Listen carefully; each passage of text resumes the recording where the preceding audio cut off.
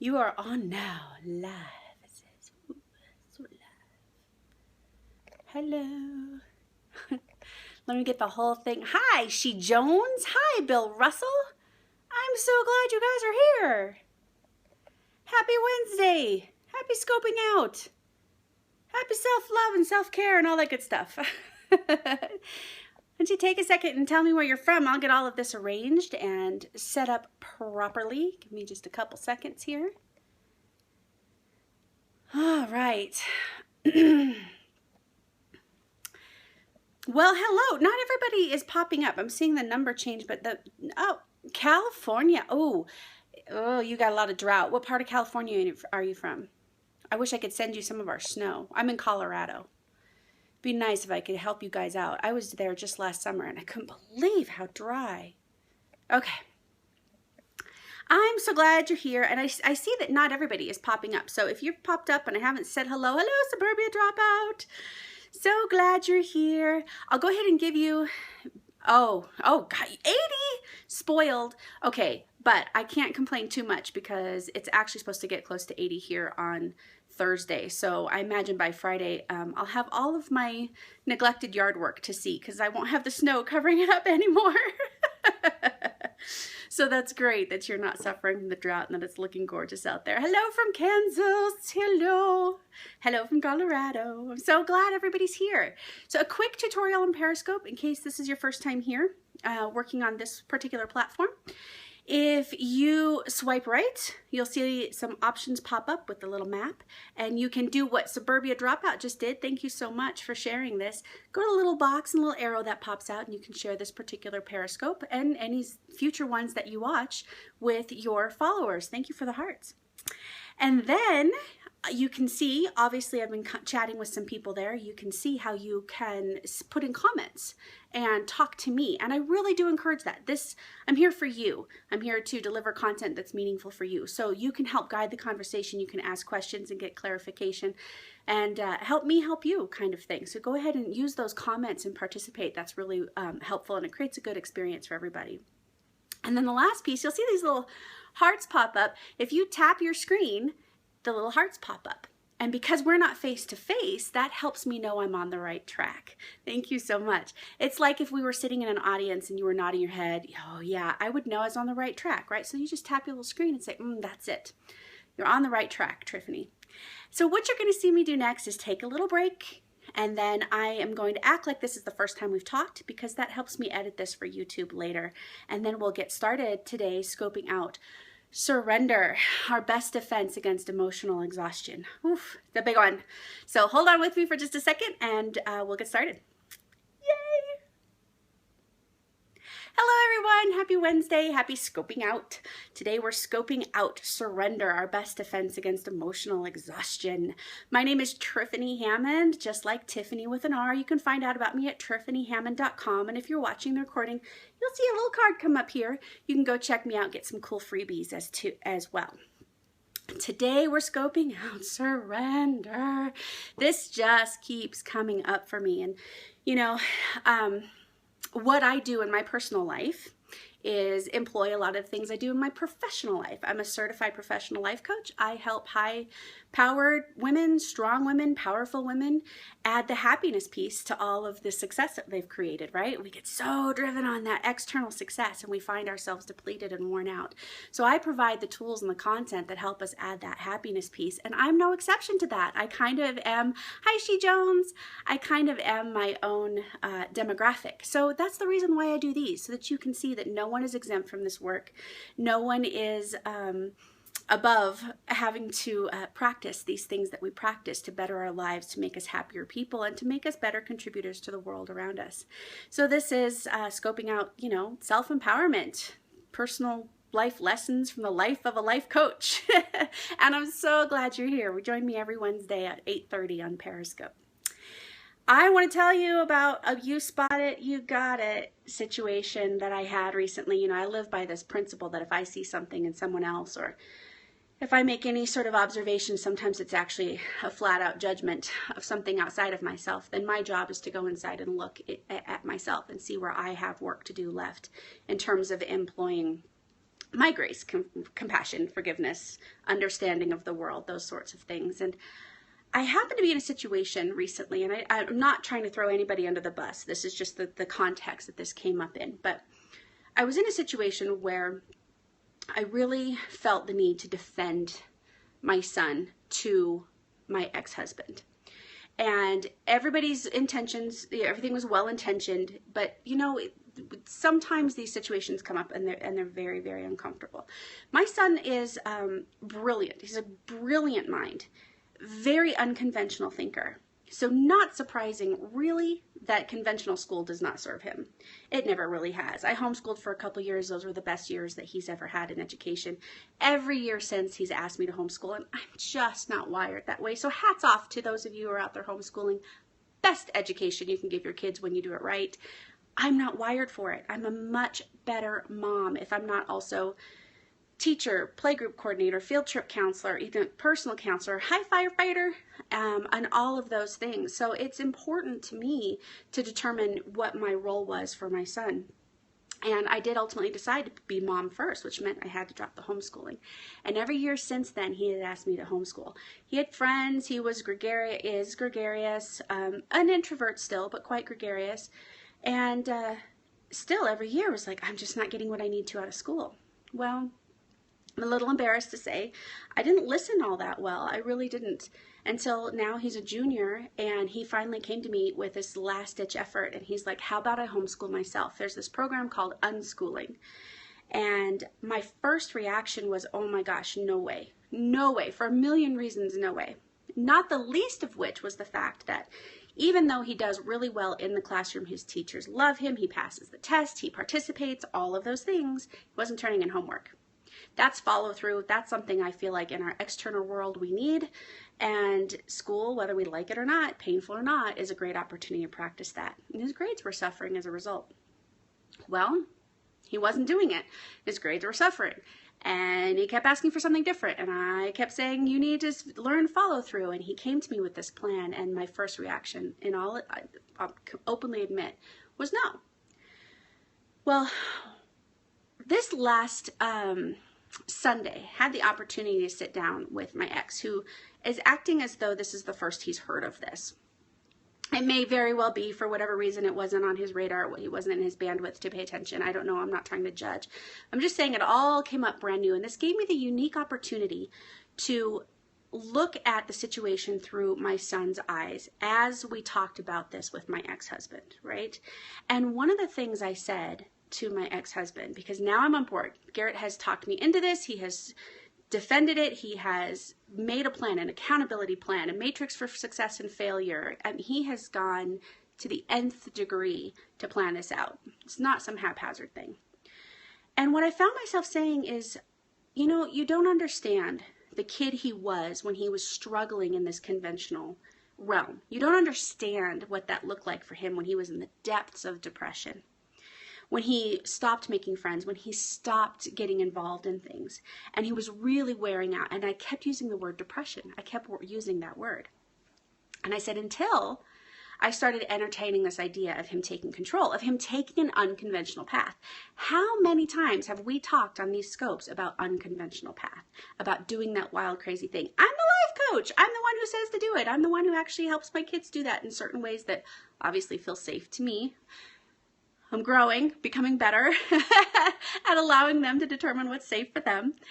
And the moment I started entertaining this idea for Garrett, the moment I started putting some of this control back on him and allowing him the choice to take an unconventional path, was the moment he started to step up to his life, was the moment he started to make friends, get involved. He made a feature-length fanfic film this last summer. That is a huge project. They're refilming stuff because they don't like it. It didn't turn out quite right. So they're not giving up. They're not doing it half-assed, and they're taking this project seriously. He would not have had the bandwidth for that if he had been in that depressed place, if he had been in that emotionally exhausted place, right? So it was only when I said this out loud, it was only when I made out loud this contrast between the two, that it occurred to me to look again at my life. Okay, Triffany, so if that's the case, where can you surrender better? Where has surrender helped you. Now, I want to make the distinction between surrender and giving up, right? Because this was my concern with Garrett. This is my concern with my son. My concern was he was giving up. He didn't want to do his homework. He was giving the bird to the whole administration, trying to prove something. He was just giving up because he didn't feel like doing it, right? Well, that is very, very different from what was really going on for him. What was really going on for him is he had pushed himself emotionally so far, trying to make it work, trying to live by the rules, trying to make his dad happy, trying to make me happy, trying so hard to do everything outside of himself that it depleted him. It emotionally exhausted him. And it wasn't until he surrendered to the idea that he needs an unconventional path that emotional exhaustion started to abate, right? We wear ourselves out when we're constantly pushing against our truth with a capital T. That thing inside of us that says we need something different. That thing inside of us that says something more. And the thing is we're giving up is just not trying at all. Surrender is understanding that there's an inner answer. And as hard as that answer might be, it's time to call. It's time to answer that call. Right? That's the difference. And that call always looks unconventional. I'm glad that this is resonating. That call always looks unconventional. A lot of times it looks like the opposite of what you've been doing. That struggle becomes the way you identify yourself. That struggle becomes, but I work hard and I fight for stuff and I'm no quitter and all of those things. It becomes the way we identify who we are, especially if we've actually done some good things with all of that energy. My son, with all of that energy, had somehow managed to still go from grade to grade. He was a black belt in jiu-jitsu. He played volleyball. He played piano. So even with all that external energy trying to take this conventional path, some would argue there were some things working in there, but that emotional exhaustion was taking its toll, and he's only 16. So if you're an adult and you're watching this, imagine how long that struggle, that fight against whatever that inner call is, how much is that wearing you out? How much of a toll is that taking on your well-being? I'd hazard a guess quite a bit. I know for me, when I was in that space during the time in my life, when I wasn't surrendering to my inner call, I got meningitis. I nearly died. So these are real consequences for something that we really, really can change. So what does surrender look like then? If it's not giving up, what does surrender really look like? Well, first of all, it's the ability to just take that beat. It's the ability to throw your hands up and go, I don't know. I don't even know anymore. Right? A friend of mine said to me, I think it was just yesterday, it's funny how quickly things happen when you just think you can't take another step. And it's true, because that's a forced surrender. You get to a point where you're like, I just can't. I don't know. God, universe, powers that be, subconscious, whatever it is that's going to step in and help me because I can't do this anymore. And then the magical help arrives, right?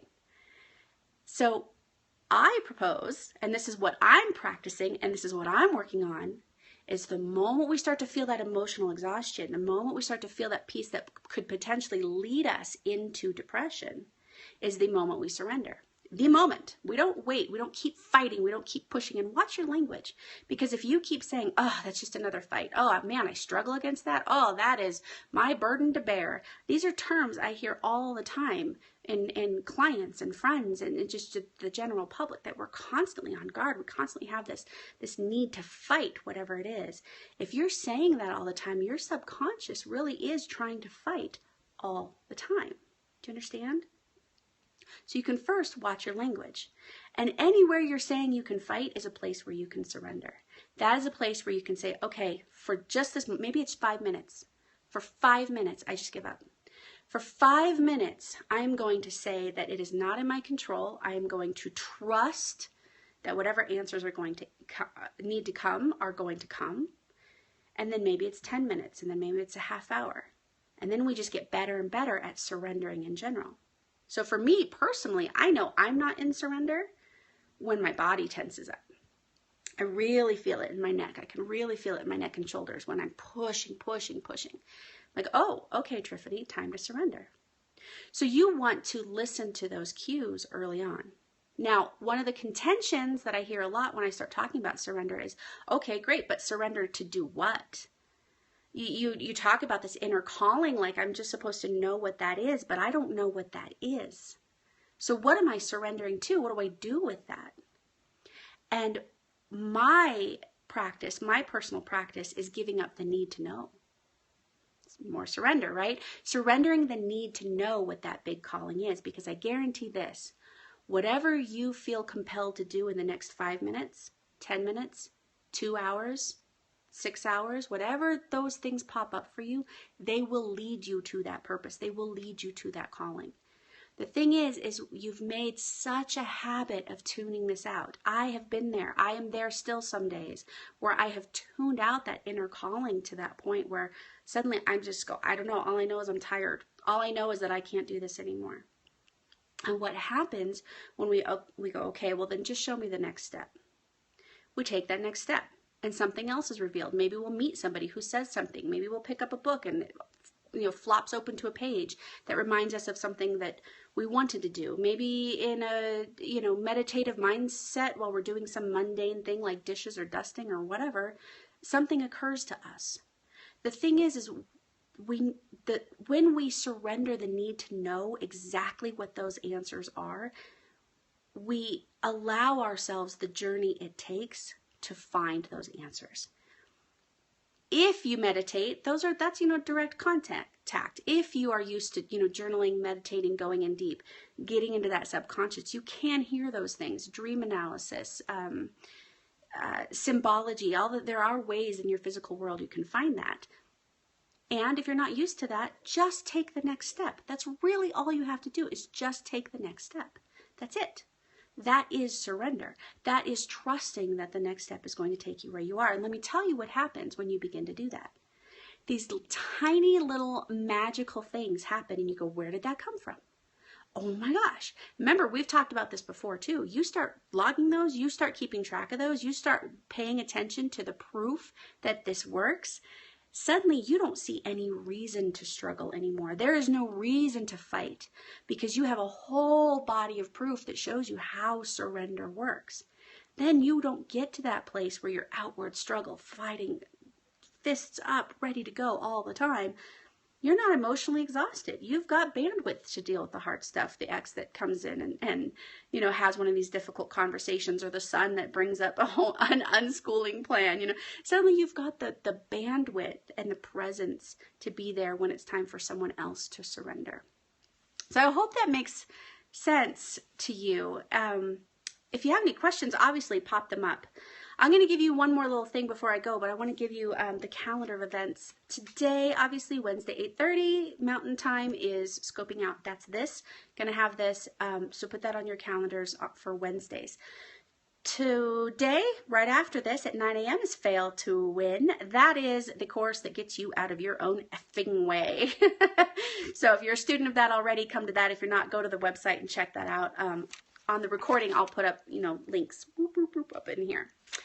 And then at 11 a.m., Conscious Transitions Office Hours. Tomorrow we've got Inside Scope. That is where I answer your questions. So make sure you send those in. Again, on the recording, you'll see the little thing come up here. Go ahead and send in your question. Tomorrow we're talking about a big one, the overwhelm that happens during transitions when there's a million things you should be doing and you can't seem to do any of them because you're trying to do them all at once. So you want to be there tomorrow at 9 a.m. for the Inside Scope, and make sure to send in your question for next time.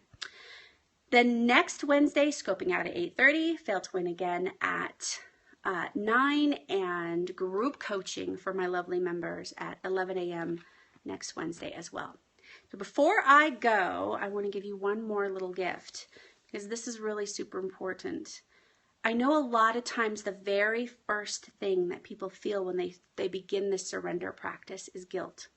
How do I surrender to my path when I'm responsible for everyone else's, especially if you're a parent? The story comes up as it's selfish. I've made a commitment to my boss, my spouse, my neighbors, my friends, my kids, to keep showing up for them, to keep up this fight. How do I lay down the fight and still honor my commitments to others?